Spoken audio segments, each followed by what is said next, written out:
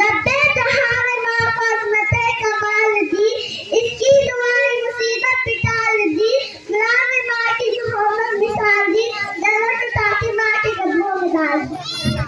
अस्सलाम वालेकुम, मेरी किसका मोबाइल है? असद मौलाना। माँ से जन्नत को सलाम, जब माँ को खुदा ने बनाया तब फरिश्तों ने पूछा ए मालिक तूने क्या फरमाया, जब अल्लाह ने फरमाया मोहब्बत जान की ठंडक, गुलाब का रंग, कोयल की कूक, जमीन की चमक, शबनम के आंसू, मेरी माँ सबसे पहली माँ। माँ वो हस्ती है जो वो दुनिया में लेकर आई, मैं वो थी जिसका कोई नाम ना था, मैं वो थी जिसका कोई जिस्म ना था, मेरा कोई नाम ना था, मेरी माँ ने मुझे नाम दिया।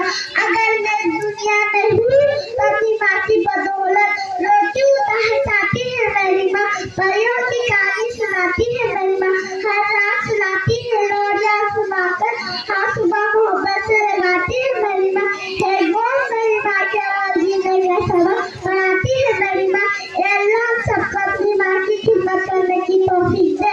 इस शहर के साथ मैं अपनी तकरीर खत्म करना चाहती हूँ।